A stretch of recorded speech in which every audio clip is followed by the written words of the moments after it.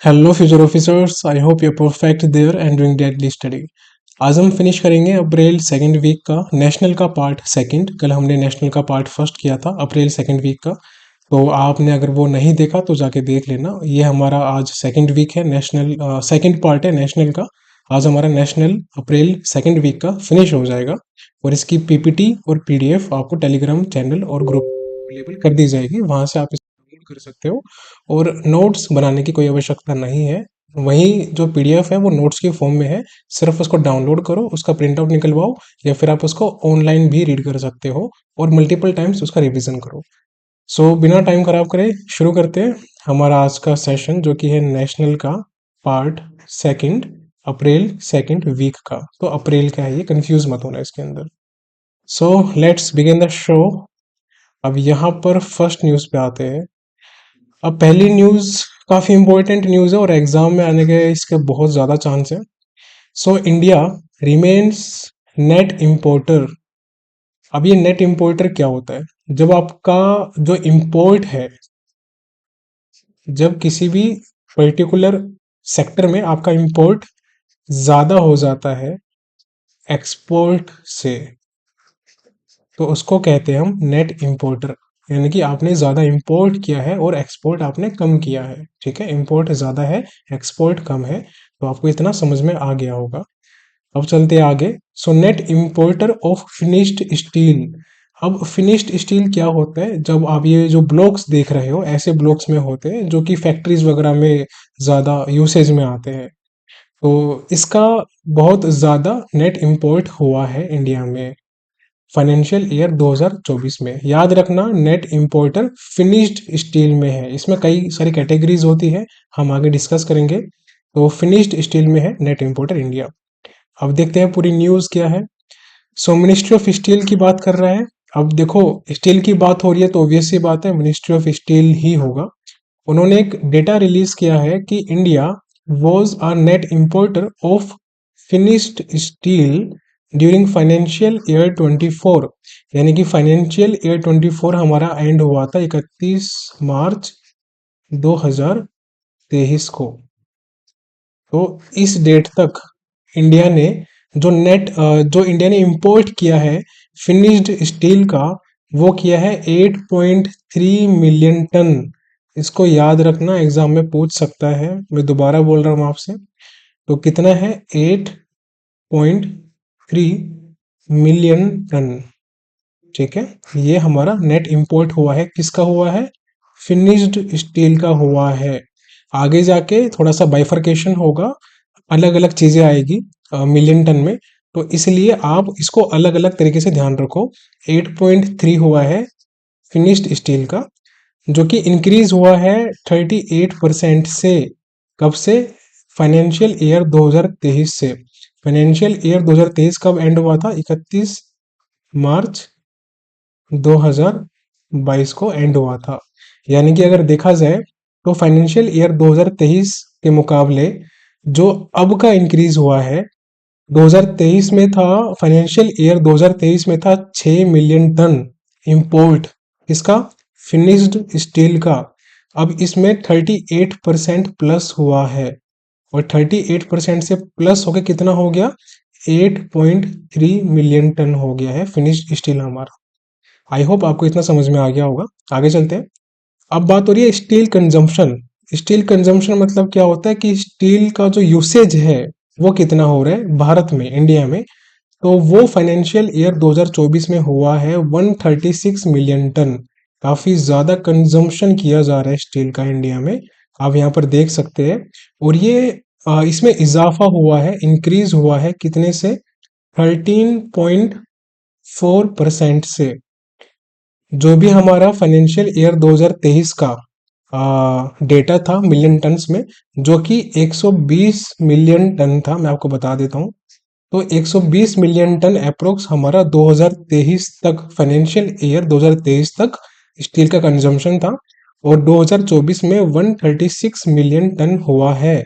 यानी कि 13.4% का इजाफा हुआ है 2023 के मुकाबले। ये सारा डेटा आपको याद करना है, मैं आपको ऐसे ही नहीं बता रहा। एग्जाम में स्टेटमेंट बेस्ड क्वेश्चन आने के इस वाले क्वेश्चन में से हाई चांस है।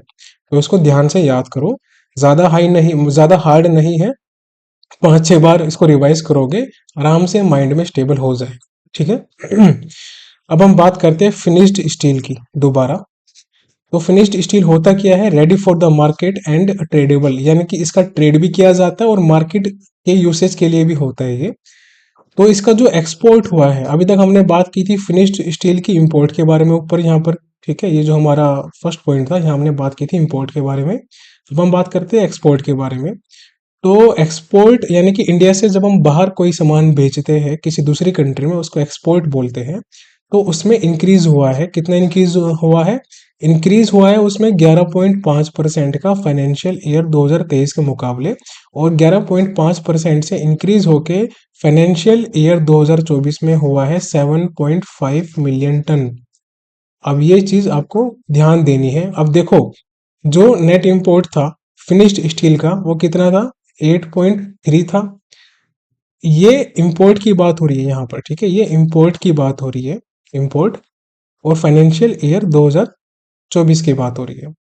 तो 8.3 मिलियन टन इंपोर्ट हुआ था इंडिया में, किसका, फिनिश्ड स्टील का, एफ एस, फिनिश्ड स्टील का।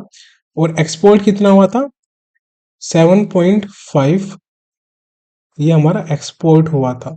आप ऐसे इसको याद कर लो, ठीक है, ये मैंने पूरा फिगर बना दिया, ऐसे ही आप फिगर बना सकते हो या ऐसे अपने माइंड में रख सकते हो।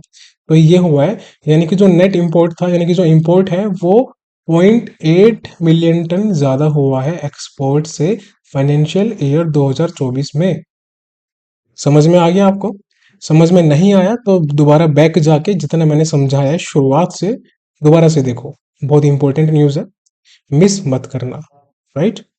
अब चलते हैं इसकी नेक्स्ट स्लाइड पे। अब यहाँ पर कुछ और पॉइंट्स है इसी न्यूज़ के बारे में। तो जो फिनिश्ड स्टील का कंजम्पशन हुआ है, अब देखो आपने फिनिश्ड स्टील मंगा तो लिया, ठीक है, अब इसका कंजम्पशन जो हुआ है वो कितना हुआ है, वो इंक्रीज हुआ है, कितने से इंक्रीज हुआ है, 13.4% से। ये हम रीड कर चुके हैं ऑलरेडी, इस वाली स्लाइड में देखो, यहाँ पर ये जो स्टील कंजम्पशन था, ये बेसिकली फिनिश्ड स्टील कंजम्पशन या फिर आप स्टील कंजम्पशन भी बोल सकते हैं। तो ये 136 मिलियन टन था, जो कि 13.4% से इंक्रीज हुआ था फाइनेंशियल ईयर 2023 के कंपैरिजन में, जो कि 120 मिलियन टन था अप्रोक्स उस टाइम। और यहाँ पर सेम पॉइंट लिखा हुआ है कि 2023 में 120 मिलियन टन था, और अब जो कंजम्पशन हुआ है वो हुआ है 136 मिलियन टन का, ठीक। अब इंडियाज क्रूड स्टील आउटपुट, देखो क्रूड स्टील वो होता है जो ट्रेडेबल नहीं होता, बेसिकली मार्केट के लिए लाइक तैयार नहीं होता, जिसको हम बेसिकली यूज करते हैं छोटे मोटे सामान बनाने में, जैसे स्टेयर्स वगैरह हो गई, स्टील की ग्रिल हो गई, ये सब चीजें हो गई। तो इसका जो राइज हुआ है वो, अब देखो इसमें भी इजाफा हुआ है, जो स्टील कंजम्पशन था उसमें भी हमारा इंक्रीमेंट हुआ था, और क्रूड स्टील आउटपुट में भी हमारा इंक्रीमेंट हुआ है, कितने से, 12.4% से। अब आप इसको ऐसे याद कर लो कि 13.4 हुआ था फिनिश्ड स्टील कंजम्पशन, और 12.4 हुआ है इंडियाज क्रूड स्टील आउटपुट। ये आप इसको ऐसे याद कर लो फिगर को। तो 12.4 से इंक्रीज होके कितने पे आ चुके हैं, 138.5 million ton in financial year 2024, और ये था 123 मिलियन टन फाइनेंशियल ईयर 2023 में। तो यहाँ पर 12.4% का इंक्रीज हुआ है 123 मिलियन टन में। तो ये दोनों ही इंपॉर्टेंट है पॉइंट। इंडिया का एम क्या है, इंडिया का टारगेट है कि इसको इंक्रीज करना है अपना एनुअल स्टील प्रोडक्शन कैपेसिटी। भाई जितना अभी इंडिया में स्टील प्रोड्यूस हो रहा है उसमें और ज्यादा इजाफा करने का टारगेट है इंडिया का, कितना, 300 मिलियन टन, 300 मिलियन टन और इजाफा करना चाह रहा है India. And per capita steel consumption, यानी कि पर कैपिटा जो स्टील कंजम्पशन होना चाहिए वो कितना होना चाहिए, वो 160 केजी से लेकर, हाँ वो 160 केजी होना चाहिए, कब तक, 2030 तक। ये भी डेटा बहुत इंपॉर्टेंट है, जितने आपको पॉइंट्स बताए हैं सारे ही इंपॉर्टेंट है, तो सबको याद करो। और ये नेशनल स्टील पॉलिसी के तहत इंडिया का टारगेट है, ठीक है, तो ये भी याद रखना आप। फिनिश हो गया, यहाँ तक समझ में आ गया होगा आपको, आई होप। नहीं समझ में आया तो कमेंट में पूछ लेना। अब हम बात करते हैं नॉन एलॉयड, जिसको हम बोलते हैं अनएलॉयड। कुछ भी बोल सकते हो आप, दोनों में से एक ही बात है। बेसिकली होता क्या है, नॉन एलॉयड होता है जब स्टील बनाते हैं तो उसमें कोई दूसरी चीजों का मिलावट नहीं करते, उसको कहते हैं अनएलॉयड या फिर नॉन एलॉयड। और जब हम उसमें कुछ मिला देते हैं अलग से तो उसको हम कहते हैं एलॉयड। बस इतना याद रखो आप, ठीक है। तो जो अनएलॉयड स्टील का इंपोर्ट हुआ है, बात हो रही है इंपोर्ट की, वो इंक्रीज हुआ है। देखो फिनिश्ड स्टील अलग था और अनएलॉयड स्टील अलग है, तो दोनों में बिल्कुल कंफ्यूज नहीं होना, दोनों को अलग याद करना है। तो अनएलॉयड स्टील इंपोर्ट में इंक्रीज हुआ है 70% से, और अब कितना आ चुका है, 6.2 मिलियन टन आ चुका है। जबकि जो एक्सपोर्ट देखा जाए, यानी कि इंडिया से जो बाहर भेजा जा रहा है अनएलॉयड स्टील, वो बढ़ा है, वो भी इंक्रीज हुआ है कितने से, 50% से। तो यहाँ पर देख लो, 70% से तो हमारा इंपोर्ट इंक्रीज हुआ है और 50% से हमारा एक्सपोर्ट इंक्रीज हुआ है। ये किसकी बात हो रही है, ये बात हो रही है अनएलॉयड के बारे में, अनएलॉयड। और ये जो 70% इंक्रीज हुआ था, ये इंपोर्ट कितने पे आ चुका है, 6.2 मिलियन टन पे आ चुका है, ठीक है। और ये जो हमारा एक्सपोर्ट था, while exports grew by 70% to 7 million ton, यानी कि ये हमारा जो एक्सपोर्ट है ये 50% इंक्रीज होकर कितने पे आ चुका है, 7 मिलियन टन पे आ चुका है।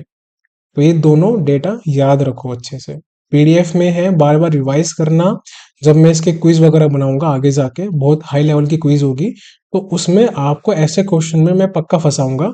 अगर आपने रिवीजन नहीं किया होगा तो आपसे क्वेश्चन गलत होगा 100%। तो देखेंगे कि कौन क्वेश्चन सही करता है। अब हम बात करते हैं एलॉयड। तो एलॉयड स्टेनलेस स्टील, या तो इसको आप एलॉयड स्टील भी बोल सकते हो या फिर आप इसको स्टेनलेस स्टील भी बोल सकते हो, दोनों एक ही बात है। तो इसका देखो इसका डिक्लाइन हुआ है।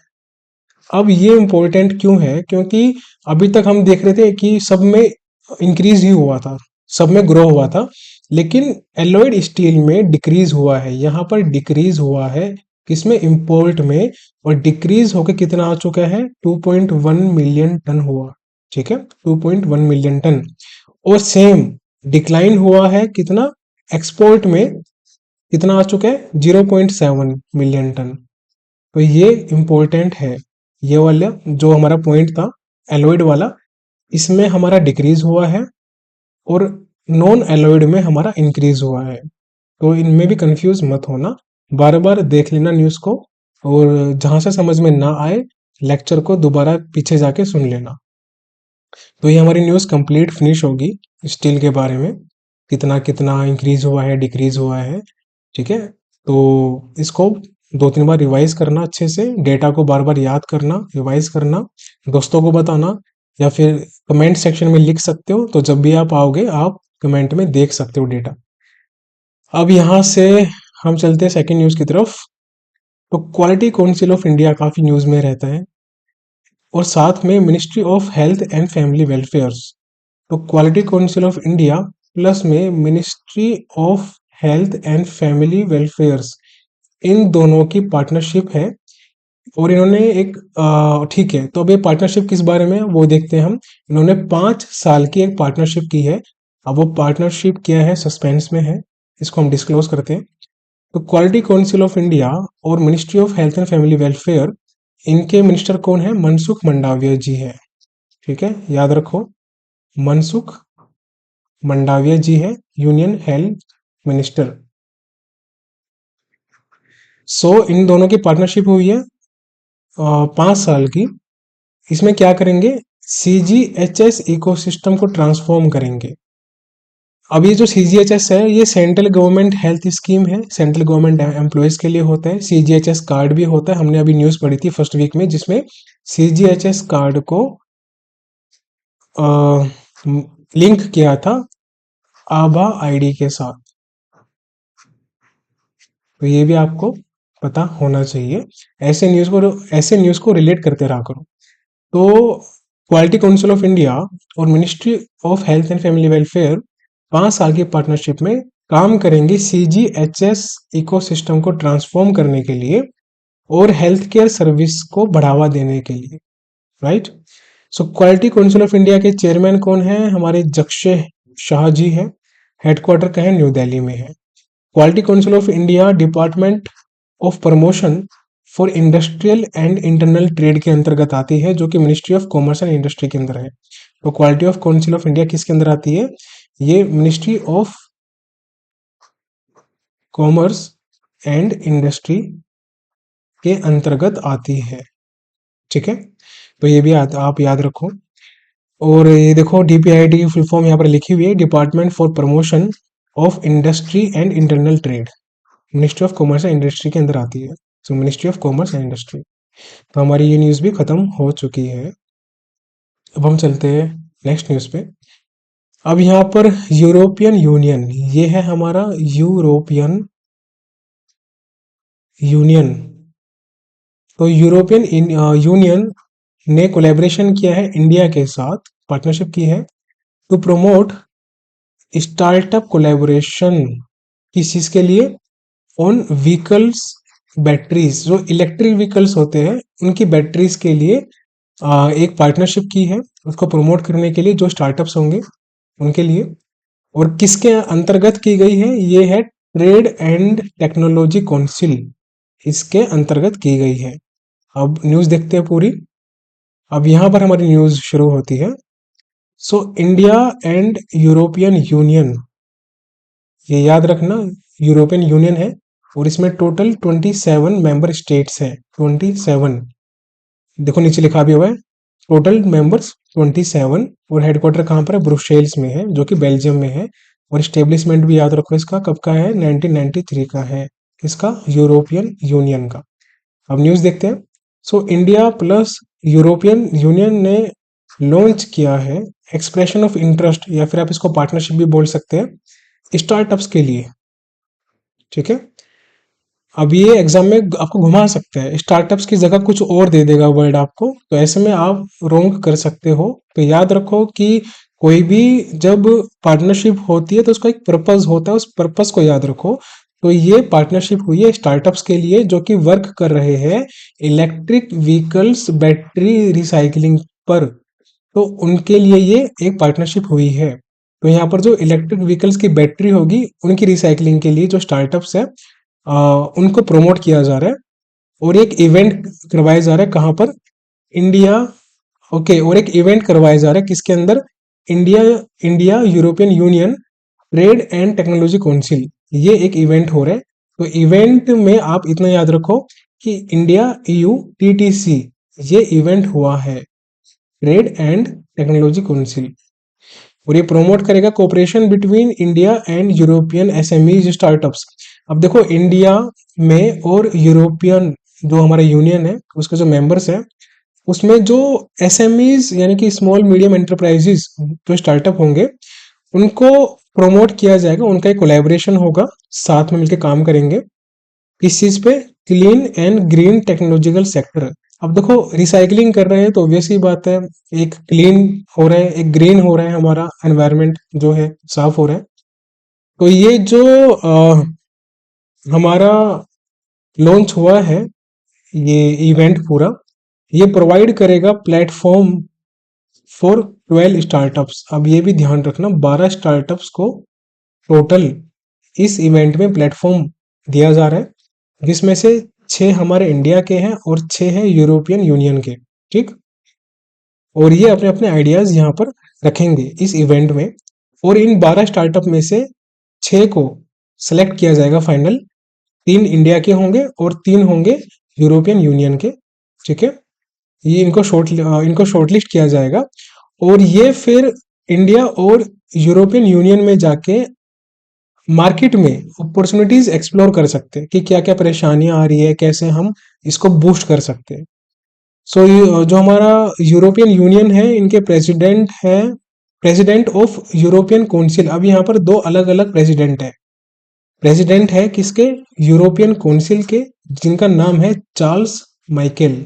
तो चार्ल्स माइकल जी जो है, देखो C से काउंसिल और C से चार्ल्स, तो ऐसे याद रखो आप।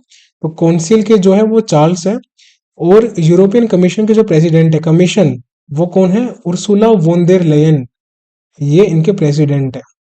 तो काउंसिल के हो गए हमारे चार्ल्स माइकल, और कमीशन के उर्सुला वोन देर, जो इनका नाम है वो है। तो ये दोनों आपको याद होने चाहिए। बाकी मेंबर स्टेट 27 है इसमें, हेडक्वार्टर ब्रुसेल्स बेल्जियम में है, इस्टेब्लिशमेंट 1993 हुआ है। ठीक है, इतना समझ में आपको आ गया होगा आई होप।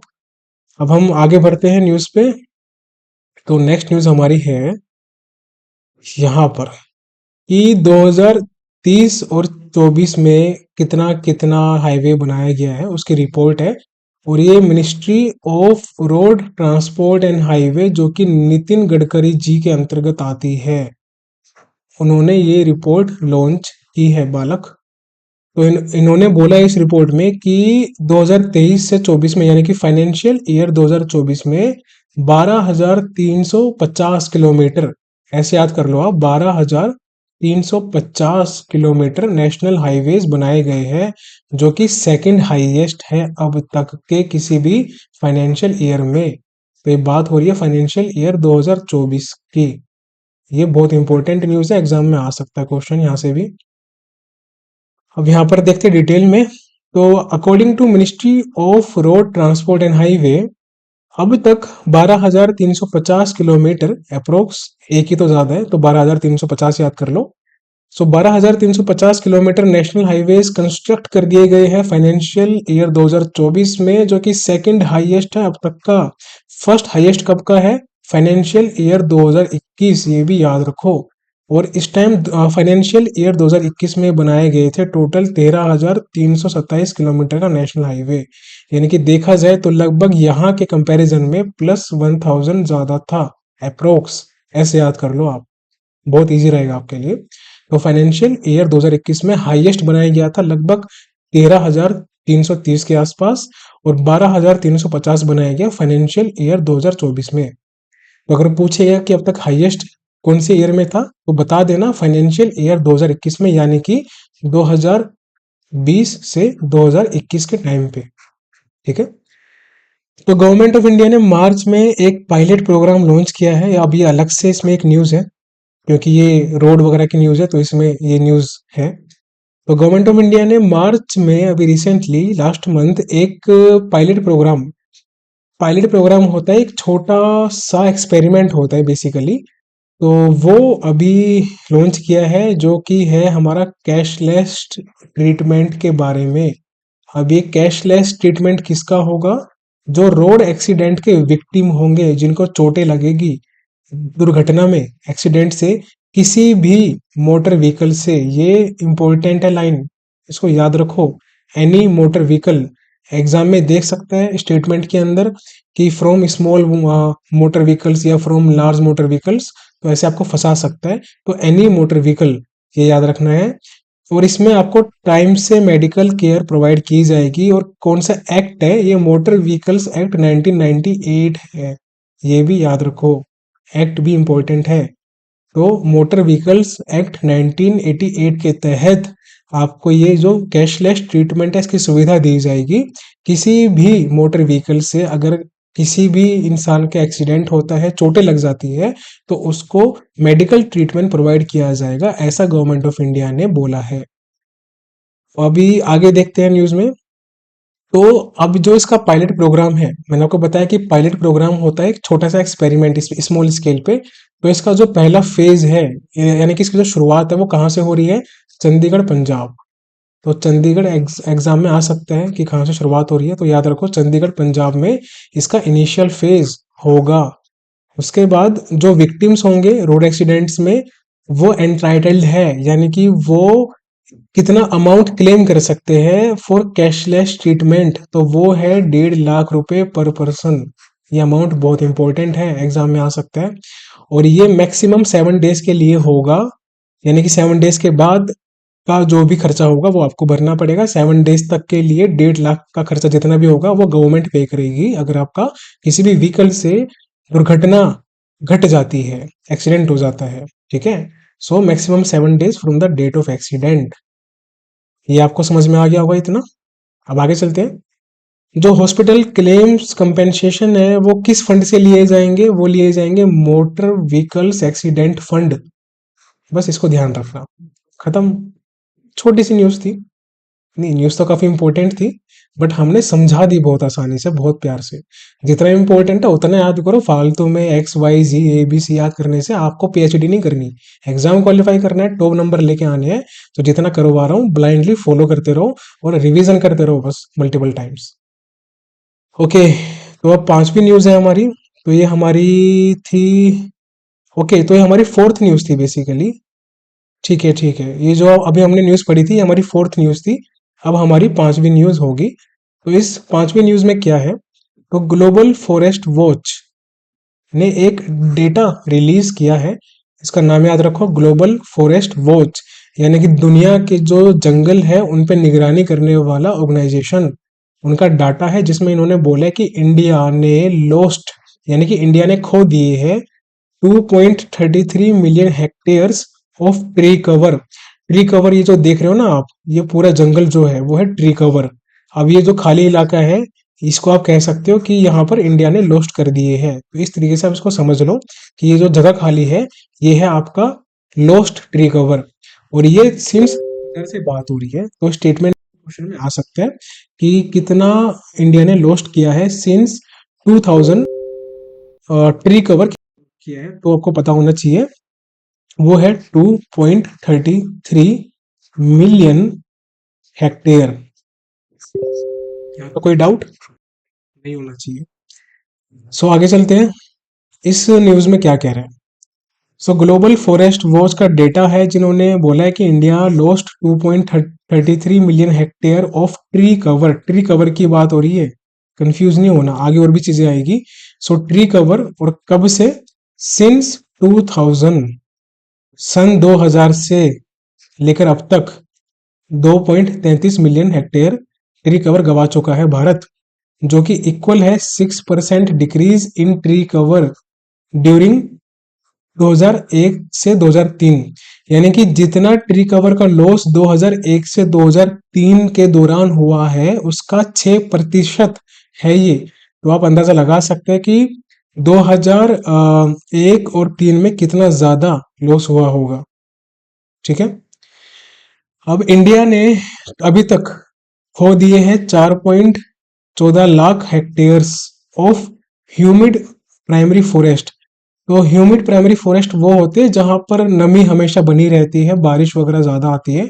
बारिश कितनी आती है? लगभग 150 से 200 सेंटीमीटर एवरेज बारिश आती है हर एक साल। ठीक है, तो ये अलग थोड़ा सा डेटा है। तो 4.14 लाख हेक्टेयर्स अभी तक गवा चुका है ह्यूमिड प्राइमरी फॉरेस्ट भारत, जो कि है 4.1% किसके मुकाबले? 2001 से 2003 के मुकाबले। यानी कि बहुत ज्यादा देखा जाए तो लॉस हो रहा है फॉरेस्ट का। ओके, सो अभी तक जो देखा जाए तो ये जो 4.14 लाख हेक्टेयर्स का जो लॉस हुआ है अभी तक इंडिया में, ये टोटल 18% है। जितना भी अभी तक ट्री लॉस हुआ है, चाहे वो हुआ हो हमारा कटिंग से, फायर से, या फिर बाढ़ वगैरह से, या कैसे भी हुआ हो, तो उसका ये 18% है। तो ह्यूमिड प्राइमरी फॉरेस्ट 18% लॉस है टोटल फॉरेस्ट लॉस का, ये जो 4.14 लाख हेक्टेयर्स है, इसको याद रखो।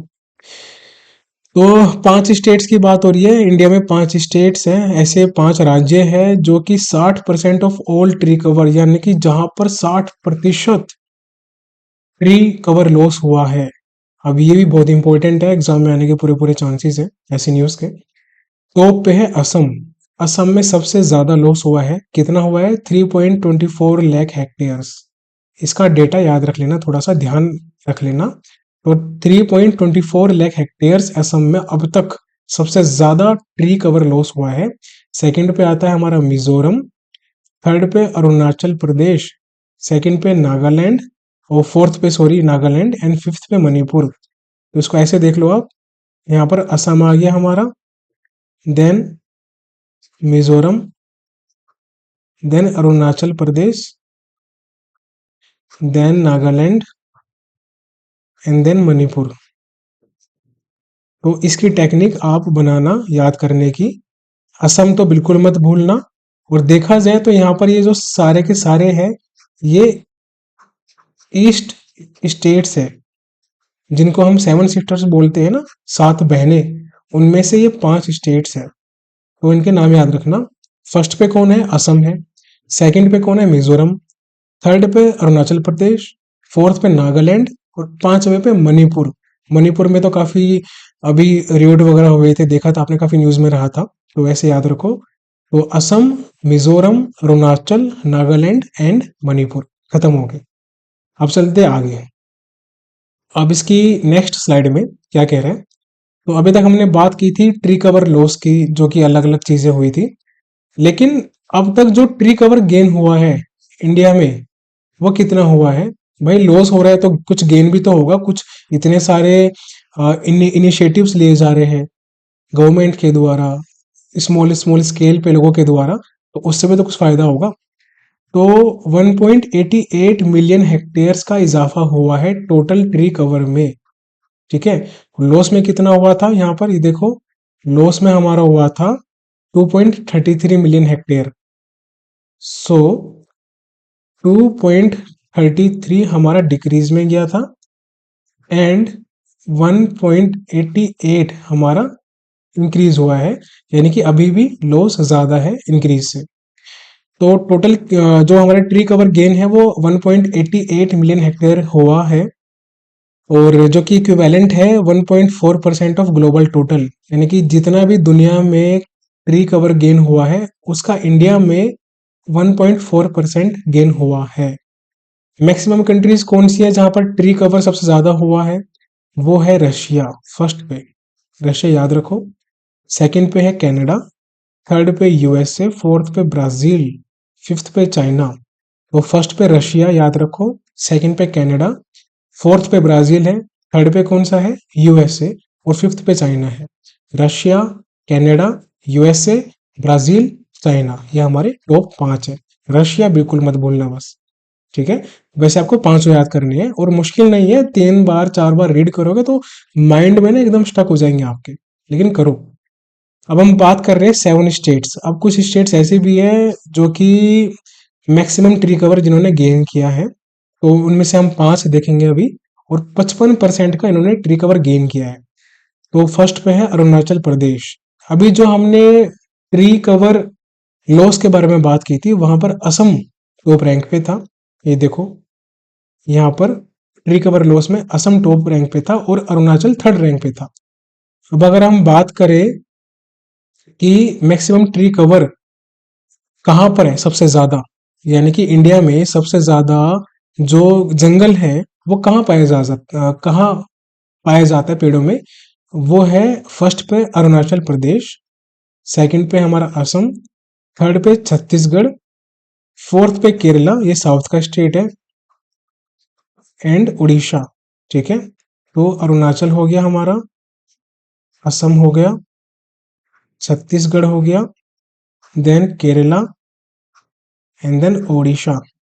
इनको भी याद करना है आपको, बचना नहीं है ये, याद करो इनको। तो ये हमारा हो गया, फर्स्ट पे अरुणाचल, सेकंड पे असम, थर्ड पे छत्तीसगढ़, फोर्थ पे केरला, पांचवे पे ओडिशा। अगेन बता रहा हूँ, फर्स्ट पे हमारा अरुणाचल आ गया, सेकंड पे असम आ गया, थर्ड पे हमारा कौन सा स्टेट था? छत्तीसगढ़ था, फोर्थ पे केरला, पांचवे पे ओडिशा। इंडिया ने अब तक अगर बात करें आग लगने के कारण, ठीक है, इंडिया लॉस्ट अबाउट 35,900 हेक्टेयर्स, जो कि अप्रोक्सीमेटली देखा जाए तो 36,000 है। तो इंडिया ने लगभग 36,000 ट्री कवर आग के चलते, फायर के चलते लॉस किया है, गवा दिए हैं। और 2.15 मिलियन हेक्टेयर ये अलग से अलग अलग कारणों के चलते लॉस हुए हैं। कब से कब तक में? 2001 से 2022 के चलते। ये भी डेटा याद रखो। और जो मोस्ट ट्री कवर लॉस हुआ है आग के चलते, वो हुआ है 2008 में, जो कि है 3000 हेक्टेयर। ये बहुत इंपॉर्टेंट है, इसको भी याद रखो। जितना अभी तक बताया है इस न्यूज में, वो सबका सब इंपॉर्टेंट है, सब कुछ याद करो। फिर भी कोई डाउट होता है तो कमेंट में या फिर टेलीग्राम में पूछ सकते हो मेरे से। अब चलते हैं आगे। ओके, अब इसी की नेक्स्ट स्लाइड है states with highest tree cover loss due to fires. ओ भाई साहब, अभी तक हमने पढ़ा था कि सबसे ज्यादा ट्री कवर लॉस कहाँ हुआ है।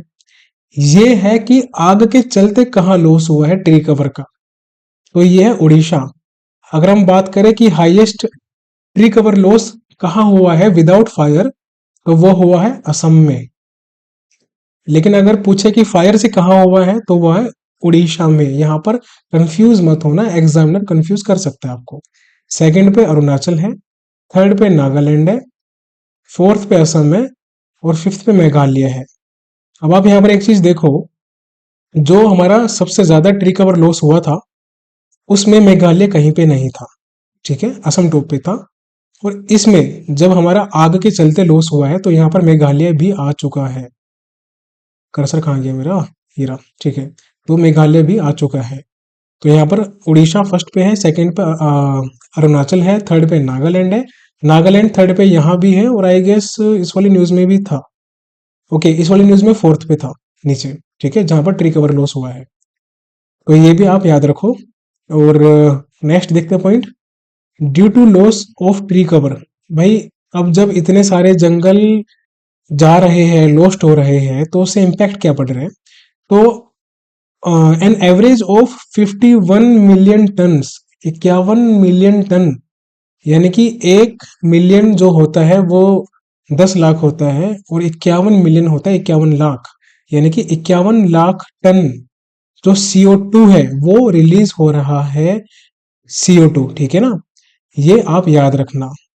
और वैसे अभी देखा जाए तो लॉस में तो नहीं चल रहा, CO2 51 मिलियन है, लेकिन वैसे जो ऑक्सीजन है वो लगभग 120 के अराउंड है शायद, या फिर से ज्यादा ही है। खैर वो इतना इंपॉर्टेंट नहीं है, इंपॉर्टेंट ये है कि इतने सारे ट्री कवर लॉस के चलते कितना कितना कार्बन डाइऑक्साइड CO2 रिलीज हो रहा है ऑन एन एवरेज, तो वो है 51 मिलियन टन, ये याद रखो। अब ये जो ग्लोबल फॉरेस्ट वॉच है, ये जो संगठन है, ये किस किस की बदौलत है, किस किस ने बनाया है मिलके, इसको देख लेते हैं। तो ये इनिशिएटिव है किस किस का, वर्ल्ड रिसोर्स इंस्टीट्यूट WRI का, प्लस में गूगल, तो भैया इसके साथ गूगल भी आ चुका है, और इसके साथ उसेद भी है। उसेद क्या है, ये रहा, US agency for international development, USAID. तो WRI, world resource institute plus Google plus USAID, इन तीनों ने मिलकर कोलैबोरेशन से ये ग्लोबल फॉरेस्ट वॉच इनिशिएट किया था। ये न्यूज हमारी खत्म हो गई यहाँ पर। अब चलते हैं नेक्स्ट न्यूज में। अब यहाँ पर डबल टैक्स अवॉइडेंस एग्रीमेंट हुआ है, यानी कि इसमें है क्या कि देखो भाई, अगर आपकी इंडिया की कंट्री है, जैसे मान लो इंडिया से कोई पर्सन किसी दूसरी कंट्री में जा रहा है और वो NRI बन गया, अब ऐसे में उसको दोनों कंट्री से, यानी कि अगर वो मान लो USA में जा रहा है और इंडिया का है, तो उसको इंडिया से भी उसको टैक्स देना पड़ेगा इंडिया का, और USA का भी टैक्स देना पड़ेगा। तो उसको दो जगह टैक्स ना देना पड़े, उस चीज को प्रिवेंट करने के लिए ये पॉलिसीज बनाई जाती है। तो इंडिया प्लस मॉरिशियस ने अमेंडमेंट किया है दोबारा अगेन, किसका, DTAA, double tax avoidance agreement, to focus on preventing tax evasion. यानी कि टैक्स से तो आप पहली बात बच नहीं सकते। अगर आप ये सोच रहे हो कि आप इंडिया के हो और आप मॉरिशस में रह के इंडिया का टैक्स खा जाओगे, वो नहीं हो सकता। इंडिया, जो भारत सरकार है, वो बहुत अच्छे इनिशिएटिव ले रही है। उन्होंने मॉरिशस जो गवर्नमेंट है उनके साथ कोलैबोरेशन कर लिया है कि भारत की जगह वो आपसे टैक्स वसूलेंगे, ठीक है।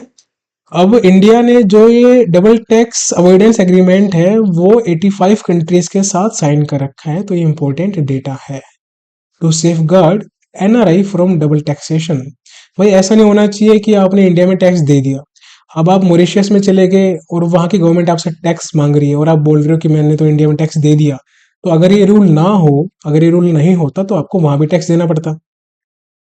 तो मॉरिशस के प्रेसिडेंट कौन है, इंडियन नाम है पृथ्वीराज सिंह रूपन, याद रखो। रूपन मतलब होता है रूप, हिंदी वाला जो होता है ना, सुंदर, उस तरीके से। तो पृथ्वीराज सिंह चौहान तो काफी फेमस है हमारे इंडिया में, हमारे वीर योद्धा रहे हैं। तो वैसे ही पृथ्वीराज सिंह रूपन जो है हमारे, वो प्रेसिडेंट है मॉरिशस के, याद रखो, इंपॉर्टेंट है।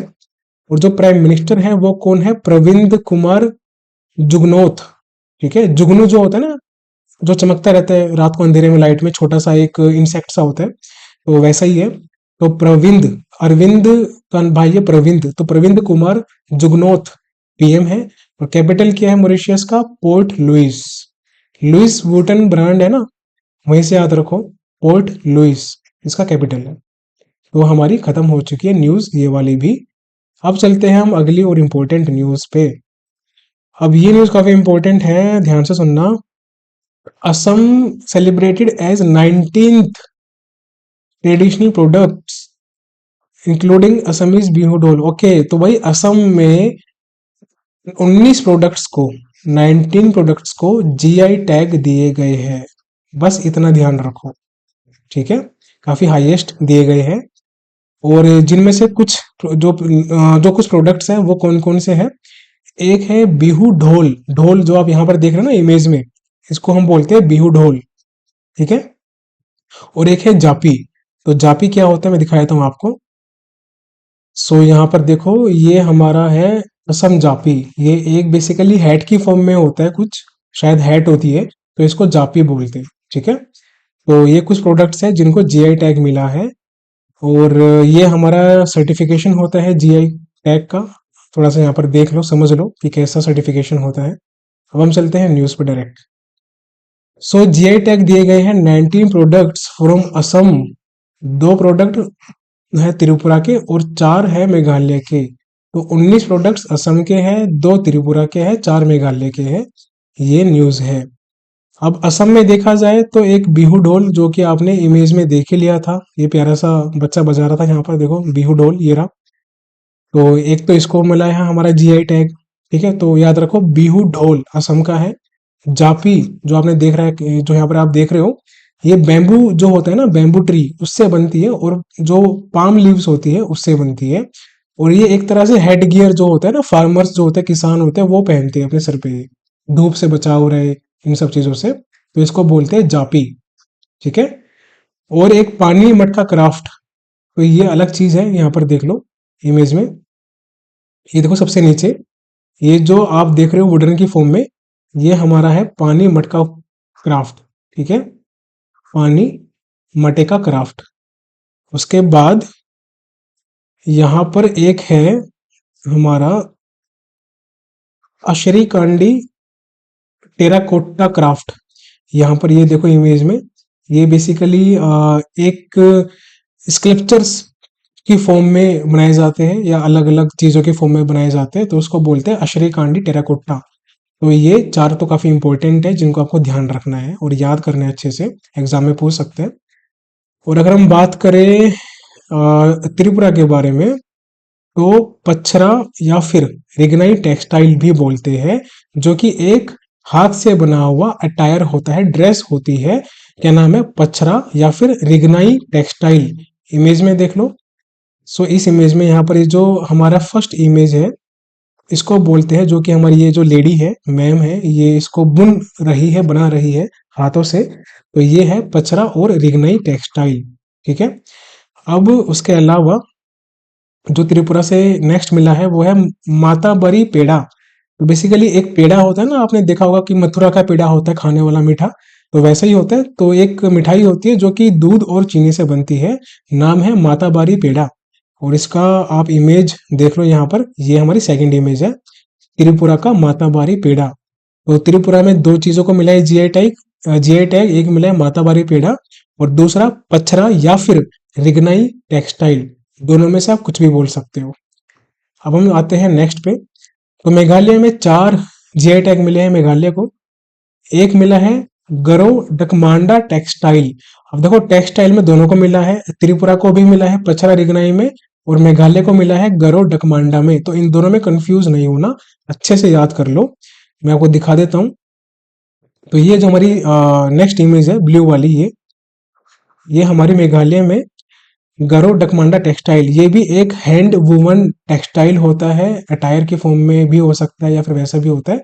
आप इतना बस याद रखो कि गरो डकमांडा टेक्सटाइल मेघालय का है। और साथ में देखो मेघालय से ये लाकाडोंग टर्मरिक भी है, ठीक है, ये लाकाडोंग टर्मरिक, नाम इसका याद कर लो, लाकाडोंग टर्मरिक है। और साथ में मेघालय की एक लिरनई पोट्री है, पोट्री यानी कि जो बर्तन होते हैं ना मिट्टी वगैरह के, उसको बोलते हैं हम पोट्री, तो नाम है लिरनई। तो लिरनई पोट्री भी मेघालय की है। और साथ में शुबिशी, एक बेसिकली चावल से बना हुआ कुछ, एक कह सकते हैं हम डिश वगैरह कुछ ऐसी होती है, क्या है देख लेते हैं एक बार। राइस लिक्विड, ओके, तो पानी चावल से बनाया गया एक लिक्विड होता है, उसको हम बोलते हैं शुबिशी, ठीक है, मेघालय का है शुबिशी। तो ये भी आप याद रखो।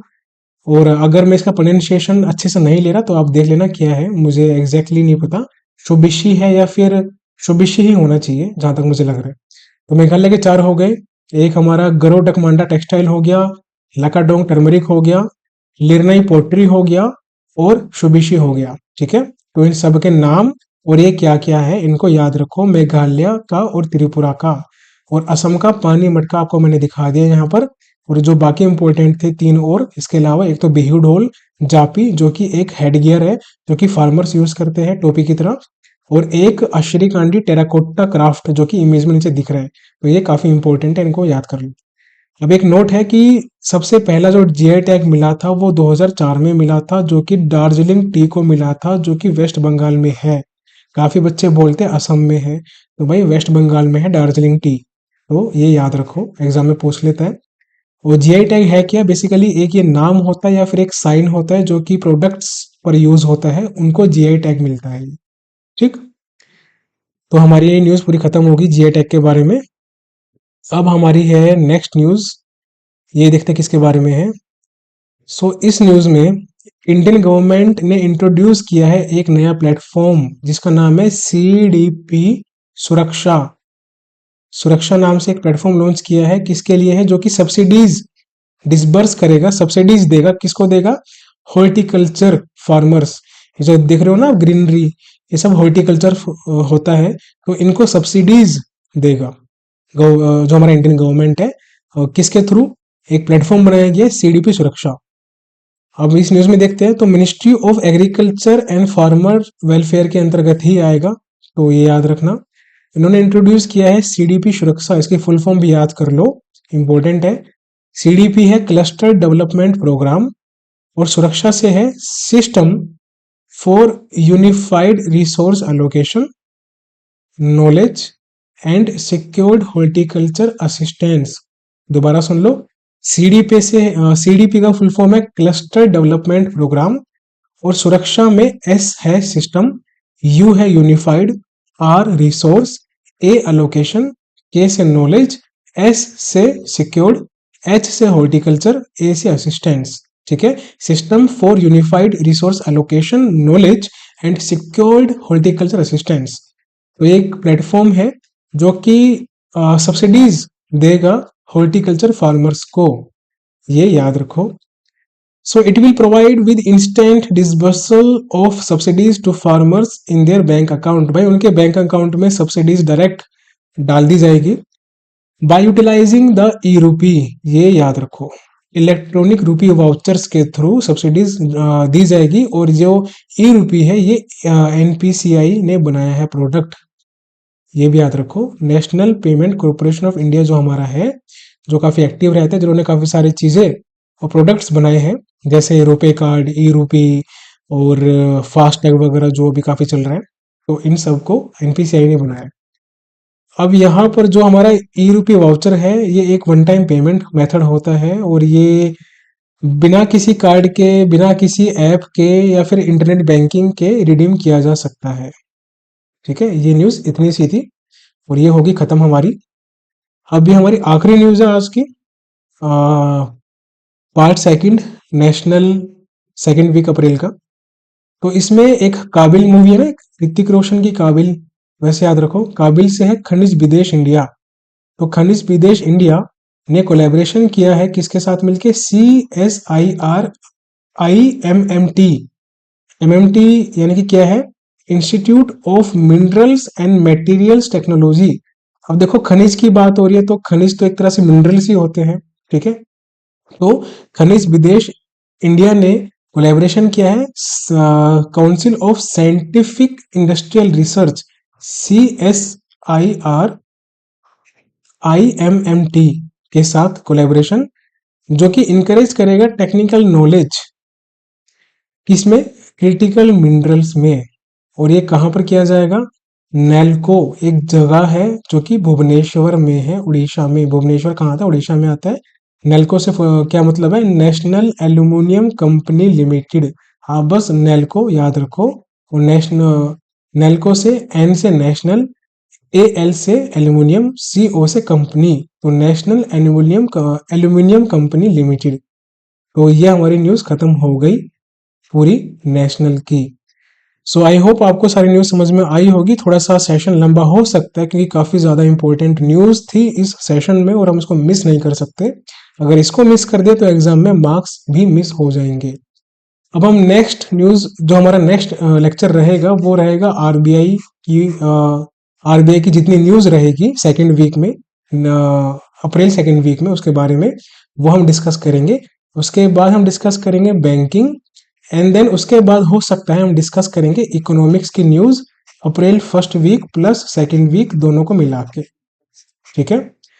और जिन्होंने अभी तक करंट अफेयर्स की स्ट्रेटजी की वीडियो नहीं देखी तो वो जाके देख लो, समझ लो अच्छे से, आपके बहुत काम आएगी 2024 के एग्जाम्स में और बाकी सारे जितने एग्जाम्स होने वाले हैं। और आरआरबी पीओ मेंस की स्ट्रेटजी, अगर आपको आरआरबी पीओ मेंस क्वालिफाई करना है 20+ लीड के साथ, तो ये स्ट्रेटजी फॉलो कर लो, 100% अच्छा आउटपुट आएगा आपका। और टेलीग्राम चैनल ज्वाइन करो, सारी PDF और अपडेट्स यहीं पे मिलेगी आपको।